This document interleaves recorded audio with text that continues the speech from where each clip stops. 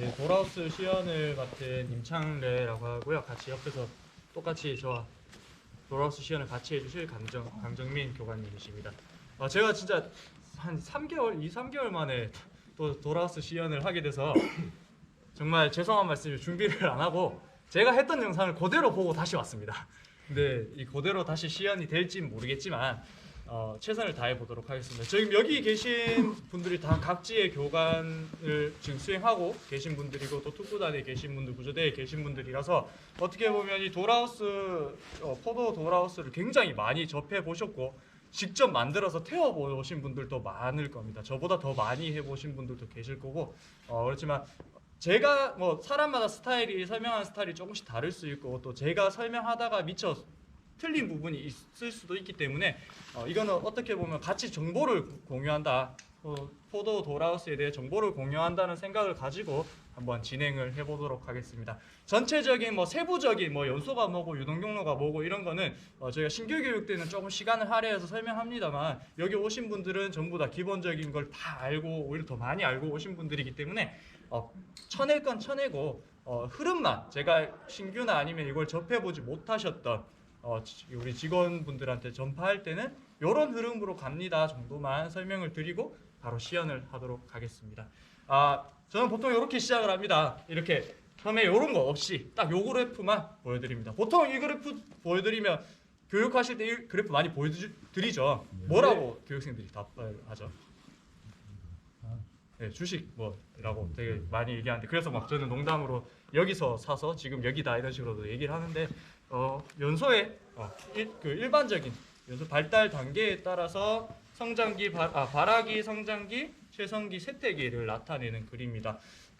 이 과정 중에 저희는 이 과정을 통으로 도라우스에 옮겨서 발화기부터 성장기, 최성기 그리고 쇠퇴기까지 한번 진행을 시켜 볼 거고요. 이 과정 중에 연소의 4요소 산소, 가연물, 점화원, 마지막 연쇄 반응까지 이 4요소가 융합적으로 일어나서 계속 화재가 발달하는 걸 한번 볼 거고요. 이렇게 발달하는 화재의 발달에 따라서 공기와 연기의 유동은 어떻게 변하는지 우리가 이 유동에서 어떤 착오점을 일으키고 현장 활동에서는 어떤 실수를 할 수 있는지에 대해서 인형의 집을 통해서 한번 보도록 할 겁니다. 그리고 이 과정들 시작부터 끝까지의 과정 중에 나타날 수 있는 화재 이상 현상들 대부분 알고 계실 거예요.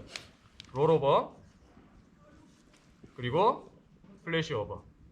롤오버가 나오면 당연히 따라 나오는 것들 그리고 지금 가장 핫 이슈인 FGR 마지막으로 미약하게나마 한 칸짜리가 아니기 때문에 네 칸짜리에서는 드라마틱한 효과는 못 보지만 마지막으로 백드래프트까지 한번 시연을 해볼 겁니다. 여기까지가 그동안 인형의 집 시연을 보셨던 거의 전부였죠. 혹시 다른 학교에서 지금 수행하고 계시는데 이 과정 중에 재발화에 대한 개념을 넣으신 곳이 있으신가요?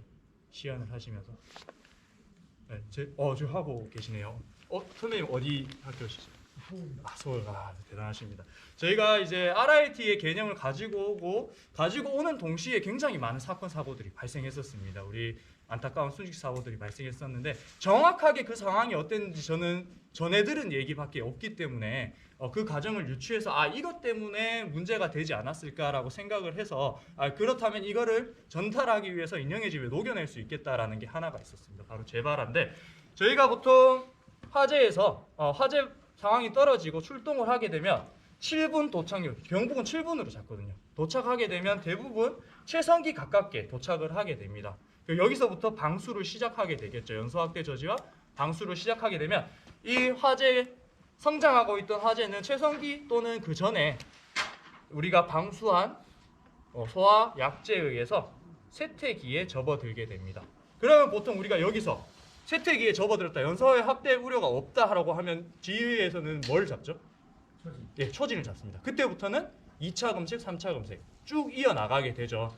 일반적으로 우리 큰 화재도 똑같습니다. 연소 확대가 없다, 초진 됐다, 불 안 보인다 하면 대원들 투입!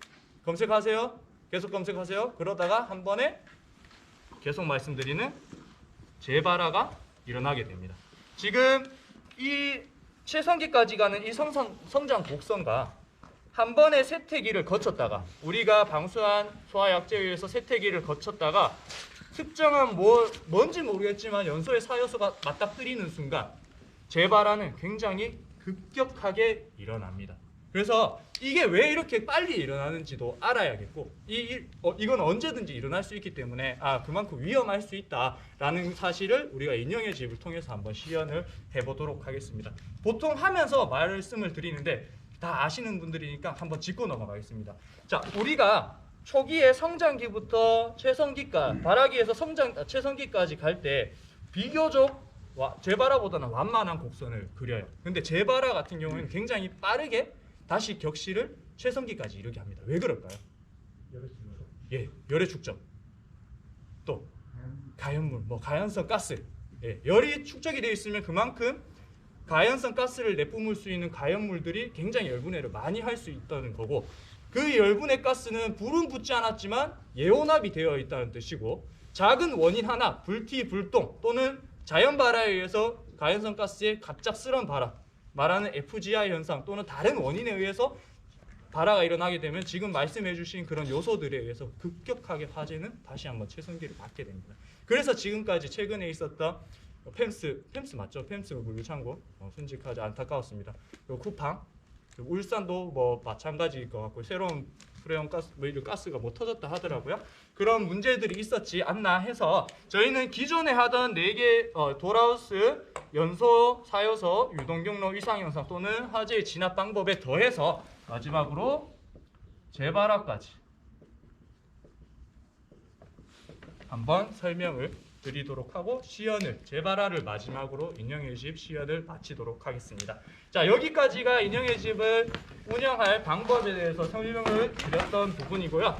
이게 끝나게 되면 보통 인형의 집에서 이거는 구획실 이렇게 나뉩니다 설명을 드리는데 다들 아실 거라는 전제 하에 바로 저희가 점화를 시작해서 한번 화재를 진행시키면서 설명을 드리도록 하겠습니다.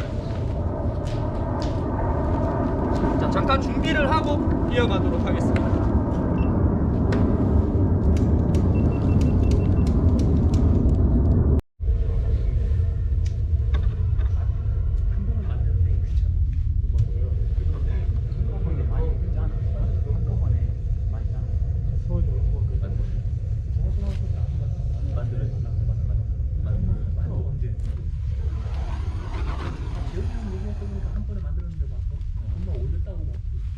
네, 저희가 지금 점화를 시작을 했고요. 가연물을 구석에 몰아넣은 이유에 대해서는 파이어 리딩 저기 뭐였죠? 과목이? 예. 아니 그 과목 리딩 더 파이어. 예, 이번 그 과목 김준경 강사님께서 해주셨던 거기서 이제 파이어 인 더 코너라는 그 시연에서 한번 보셨을 겁니다. 역시 똑같이 각 소방학교 또는 시연을 맡아서 하신 분들 똑같이 진행을 하실 테고요. 산소를 대류 현상을 많이 일으키고 플레임을 높이 올리기 위해서 그만큼 열방 출량을 많이 하기 위해서 실시를 하고 있습니다. 지금 보시는 바와 같이 지금 아직까지는 이제 지금 성장기 2단계까지 접어들고 있는 중인데요. 아직까지는 구획실 내부의 공기만으로도 충분히 연소가 가능하기 때문에 중성대가 지금 관찰은 힘드시겠지만 제가 보이는 손높이에서 정말 부드럽게 형성이 되고 있습니다. 왜일까요? 그만큼 공기를 급격하게 많이 필요로 하지 않습니다. 안에 있는 공기만으로도 아직까지는 자유연소할 충분한 공기가 있기 때문에 지금 측류를 이루면서 난류가 아닌 측류를 이루면서 부드럽게 차곡차곡 상층부에서부터 뜨거운 가연성 가스를 차곡차곡 쌓아 나가고 있는 중입니다. 다들 아시겠지만 지금 상황에서는 제가 연기도 거의 안 나오고요. 공기가 충분하기 때문에 거의 완전 연소를 하고 있으니까 연기의 양도 많지 않은 상황이 되겠습니다. 이 상황에서는 제가 문을 잠시 닫더라도 화재의 크기는 변화가 있다 없다? 없다. 아직까지는 무슨 지배형 화재? 예, 그렇죠. 연료지배형 화재. 이렇게 반응이 잘 나오는 교육은 오랜만입니다. 정말 좋습니다. 예, 신교대 하면 아무 말도 하지 않아요. 예, 제가 다 떠먹여줘야 되는데 너무 좋습니다. 얘는 여기서 이제 죽어가고 있네요. 치워버리고. 네, 지금 이제 구석에서 시작된 화재가 성장기를 거쳐서 2성장기 그리고 천장면을 따라서 흘러나오고 있습니다. 그러면 천장면도 지금 이 도어하우스 자체가 가연 물이기 때문에 계속해서 가연성 가스를 복사 대류 전도에 의해서 내뿜어주고 있습니다. 그만큼 플레임도 커지게 되고 열 방출량도 많아지게 되겠죠. 자, 아주 예쁘게 롤오버가 형성이 되고 있고요. 지금 중성대는 제 손가락 기준, 아까 위에보다 더 많이 내려왔습니다. 내려와서 형성하고 있고요. 아직까지도 안에 구획실이 굉장히 넓기 때문에 정말 부드럽게 충류를 이루고 있습니다. 자, 앞에 나와 있는 불길을 잡는 게 아니라 가연물을 다 태워버리면, 벽체를 태워버리면 안 되니까 물을 뿌려가면서 하도록 하겠습니다. 네, 말씀드리는 순간 가연성 가스에 의해서 그리고 저희 충분한 열기에 의해서 롤오버가 형성이 되고 있는 중이고요. 이렇게 되면 내부의 온도, 상층부의 온도는 한 300도 이상 이미 넘어갔고요. 일산화탄소의 발화 온도라고 할 수 있는 560, 560도, 580도에서 640도 사이라고 보통 하죠. 609도인데 그렇게 형성이 되고 있습니다. 지금 이렇게 보시면 많은 플레임이 형성되고 가연성 가스가 생기면서 밑에 쪽 중성대를 기준으로는 빨려 들어가는 현상을 볼 수 있습니다. 지금부터는 이제 층층이 쌓이는 충류가 아닌 표면에서, 중성대의 표면에서 난류를 형성하고 있는 중이고요. 그만큼 발열량이 많다, 열량이 많아지고 있다라고 할 수 있고, 바닥면에도 그만큼 많은 복사율을 분사를 하면서 내부를 플래시오버 단계까지 끌어올리고 있습니다. 아주 잘 뻗어 나가고 있죠.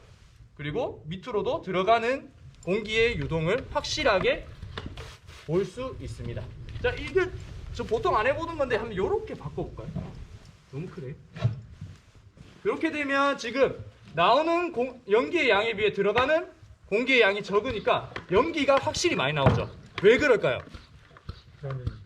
예, 불완전 연소를 많이 하니까. 안에 열기는 많고 그만큼 가연성 가스, 열분해를 많이 하는데 얘들을 같이 먹어줄 공기가 없으니까, 산소가 없으니까 연기가 많이 나옵니다. 다시 열어놓으니까 연기보다는 불꽃이 더 많이 형성되고 있는 중입니다. 자, 그러면 지금 아랫부분까지 지금 거의 플래시오버 단계까지 온 것 같고요. 지금 그러면 내부의 공기만으로는 충분히 연소할 수 없겠죠. 이 단계를 무슨 지배형 화재? 예, 너무 좋습니다. 이때 제가 한번 문을 아까와 똑같이 닫아보도록 하겠습니다. 소리가. 이러면 안 돼. 꺼져라. 환기 지배형 화재이기 때문에 잠시 잠깐의 개구부의 폐쇄만으로도 우리는 방수 없이 화재를 진압할 수 있습니다. 자, 이 상태에서 저희가 다시 한번 점화를 해보도록 하겠습니다.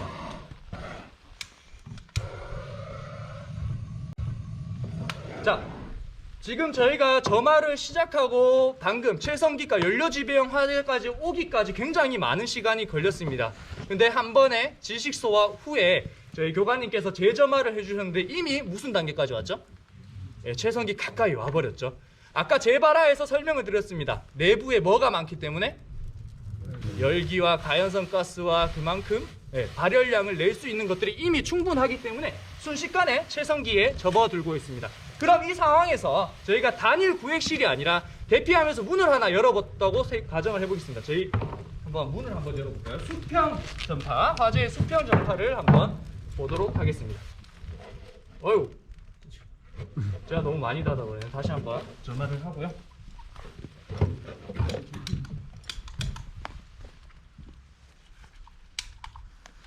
안 되네.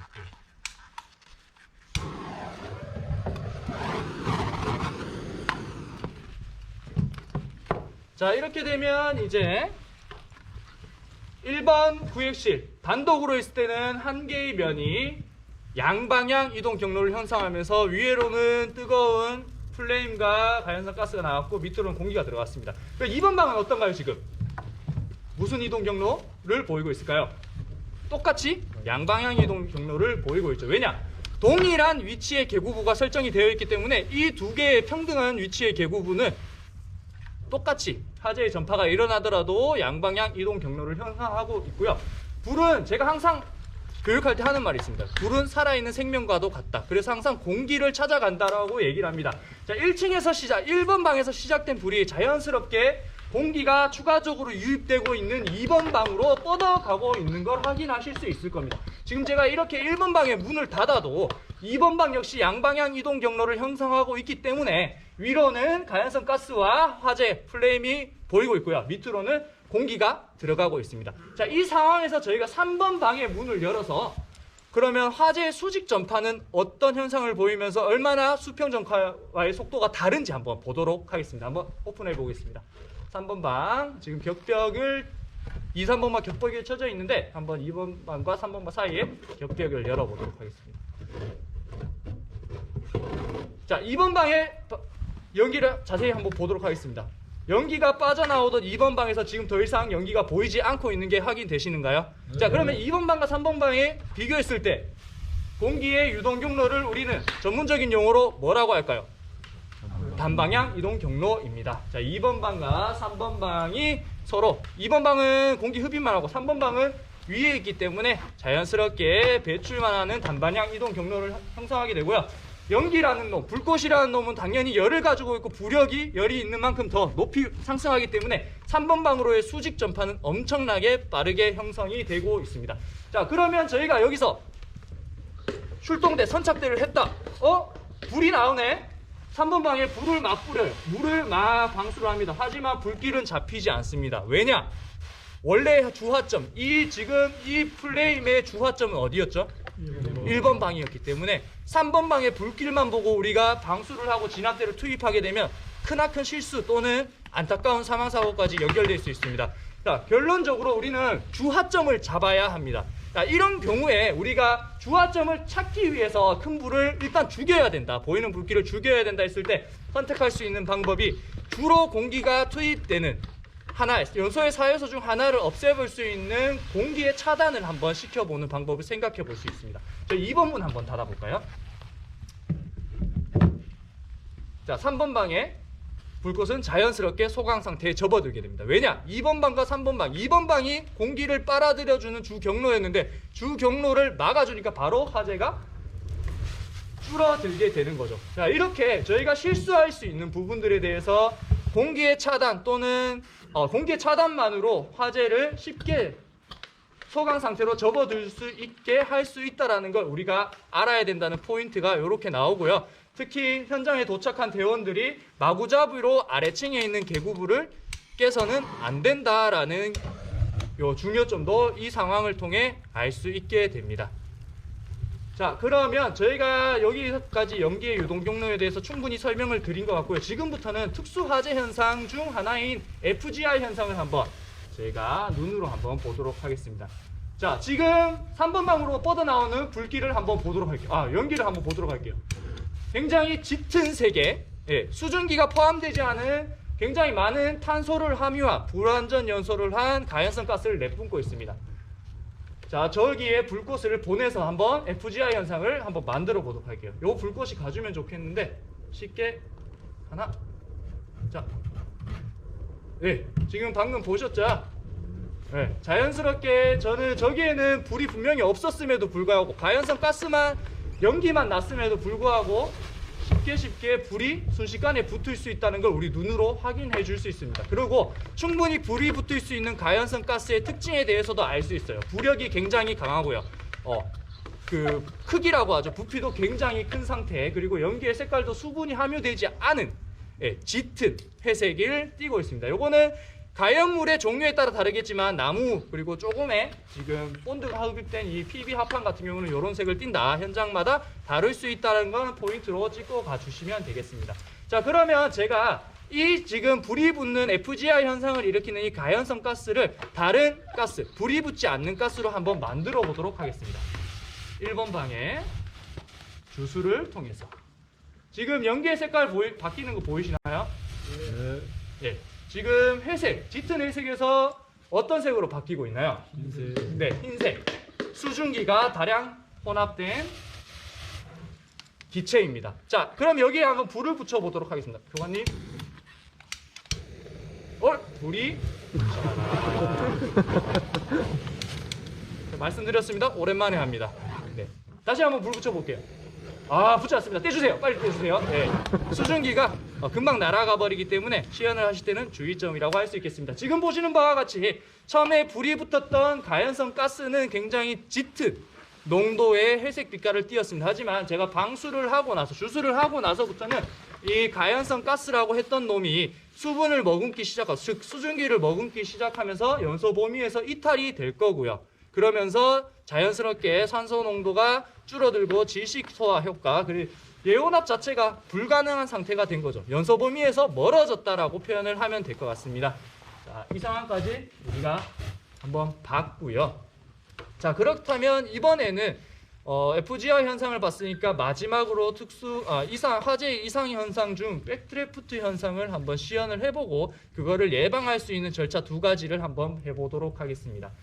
백드래프트 현상을 만들려면 저희가 화재를 조금 더 키워서 내부의 열을 많이 응축시켜 놔야 되기 때문에 조금 더 연소를 시키고 난 후에 한번 진행을 해보도록 하겠습니다. 자, 화재가 커지는 동안 한번 4번 방을 열어볼게요. 4번 방은 아무 변화가 없습니다. 왜 그럴까요? 네, 밀폐되어 있기 때문에. 아무 개구부가 없기 때문에 이만큼 우리가 개구부를 차단하는 게 굉장히 중요하다는 걸 4번 방을 통해서 알 수 있습니다. 하지만 특히 아파트 같은 데서 아래층에서 불이 났을 때 위층으로 화재가 전파되는 특수 현상을 볼 수 있는데 이게 바로 유체의 역학 중인 호환다 효과라고 할 수 있겠죠. 이렇게 개구부가 깨지는 경우에는 불길이 벽면을 타고 위층으로 전파가 될 수 있기 때문에 항상 이 벽면에도 주수를 해주는 예방적인 연소확대 방지 효과가 있는 기법을 사용하는 게 좋지 않을까라는 생각도 해볼 수 있습니다. 자, 그러면 이제 백드래프트 현상을 한번 만들어 보도록 하겠습니다. 자, 1번 방, 2번 방, 3번 방을 차례대로 다 닫아버리고요. 계속 시키고, 자, 닫겠습니다. 자, 2번 방만 한번 열겠습니다. 2번 방 오픈. 자, 공기가 빨려 들어가는 게 보이고요. 위로는 급격하게 많은 양의 자연성 가스, 수분이 왠지 많이 좀 함유되어 있는 느낌입니다. 자, 다시 한번 불을 좀 더 키워서, 네, 이것도 백드래프트라고 할 수 있죠. 동일선상의 양방향 이동 경로를 형성하는 거였기 때문에. 자, 제가 원하는 건 2번 방만 열어서 백드래프트를 만드는 겁니다. 자, 다시 한번 닫겠습니다. 자, 클로즈.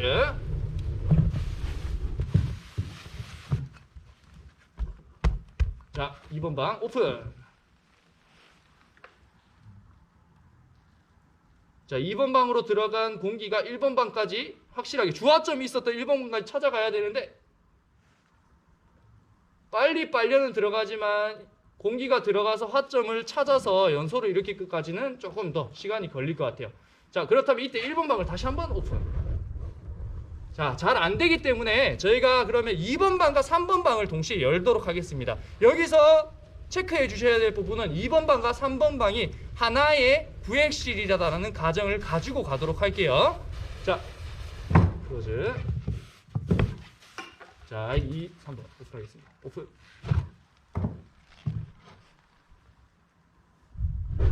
네, 이렇게 한번 확인해 볼 수 있었습니다. 자, 지금 시연에서 많이 활용하는 백드래프트 시연이었고요. 그러면 지금 와주신 분들도 많이 할 텐데 백드래프트를 예방할 수 있는 방법 중 하나, 제일 많이 쓰는 게 뭐가 있을까요? 미국에서 제일 많이 쓰는 거. 네, 수직 벤틸레이션. 자, 저희가 대구부를 다 닫고 클로즈. 자, 상층부에 상층부를 한번 오픈해 보도록 하겠습니다. 지금 연기의 색깔 보니까 굉장히 짙습니다.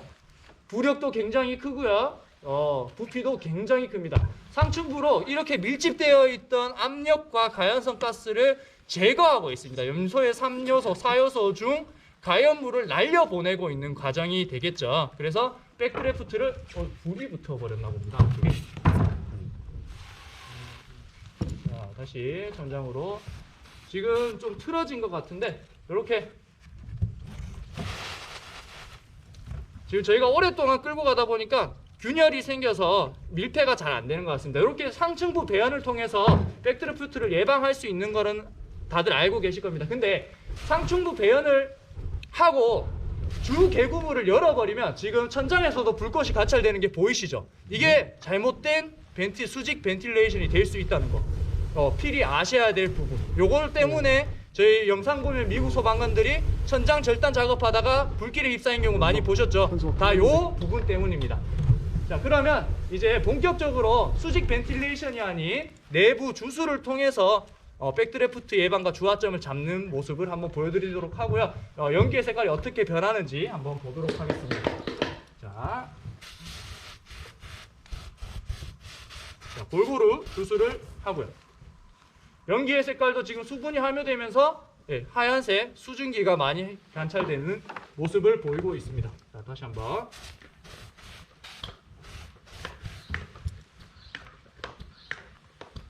자, 수증기가 팽창하면서 부피가 엄청 커지는 게 보이시는가요? 눈으로? 자, 이렇게 주수를 한 후에 개구부를 오픈하고 있어도 화재는 쉽게 아까처럼 드라마틱하게 급격하게 번지고 있지는 않습니다. 자, 두 가지 방법, 수직 벤틸레이션과 주화점을 잡는 두 가지 백드래프트를 예방하는 걸 봤고요. 백드래프트를 예방하는 방법 중 수직 벤틸레이션은 아래층 개구부가 통제되지 않는 이상, 우리가 컨트롤할 수 있는 범위에 있지 않는 이상은 굉장히 위험한 방법이 될 수 있다는 거. 즉 우리가 유튜브를 통해서 확인할 수 있는 미국 소방들이 천장에서 화재에 휩싸이는 그런 현상이 위험하게 발생할 수 있다는 걸 눈으로 오늘 확인할 수 있는 결과였습니다. 자, 그러면 지금 주화점을 제가 도착을 해서 잡았다 라고 가정을 하고 주수를 계속 시작해 보도록 하겠습니다. 자, 지금 제가 선착대로 도착을 해서 이만큼의 화재를 잡았다 하면 보통 아까 말씀드린 대로 지휘에서는 뭘 잡게 되죠? 예, 초진을 잡게 됩니다. 근데 여기서 우리가 주의해야 될 거, 초진 잡았다고 해서 숨어있는 불길을 다 잡았다? 아니면 우리가 폭발할 수 있는 가연물을 다 없앴다라는 건 절대 아닙니다. 스팸 물류 창고 화재에서 알 수 있듯이 숨어있던 천장면이 떨어지면서 순식간에 새로운 가연물이 나타나는 경우들이 있습니다. 안의 열기는 충분하고요. 그러면 새롭게 나타난 가연물에 의해서 다시 화재는 굉장히 빠르게 번집니다. 아까 구획실 한 칸짜리 봤을 때랑은 또 차원이 다릅니다. 왜냐? 한 번 불길이 전체 구획실을 돌았기 때문에 그만큼 많은 열량과 많은 가연물, 많은 열기를 머금고 있습니다. 열면 열수록 화재는 더 빨리 성장을 하게 됩니다. 저희가 여기서 하나 주의해야 될 게 누누이 처음부터 끝까지 하나를 끌고 왔는데요. 딱 하나, 재발화의 위험성입니다. 지금 민영의 집을 하면서 성장기부터 발화기부터 성장기, 최성기, 세태기를 수없이 봤지만 재발화의 위험성에 대해서 다시 한번 강조해야 될 시기가 지금이 아닌가 싶어요. 그것 때문에 RIT 교육이 만들어졌다고 저는 생각을 하고 있습니다. RIT는 앞으로 없어져야 될 교육이라고 생각합니다. 라고 하면 의아해하시겠죠? 그게 아니라 RIT가 투입되는 상황이 절대 발생해서는 안 된다. 즉 재발화 또는 화재의 이상현상, 이런 것들을 우리가 사전에 예방하는 절차들을 끊임없이 수행하고 사이즈업을 통해서 예방하는 사전 예방적 RIT가 조금 더 중요한 개념으로 우리 곁에 다가와야 하지 않나라고 생각을 하고 있습니다. 자, 여기까지가 제 인형의 집의 시연을 마치도록 하고요. 화재가 지금 교관님 혼자서 걷잡을 수 없기 때문에 빠르게 진압을 하고 오늘 수업은 여기서 마치도록 하겠습니다. 고생하셨습니다. 감사합니다.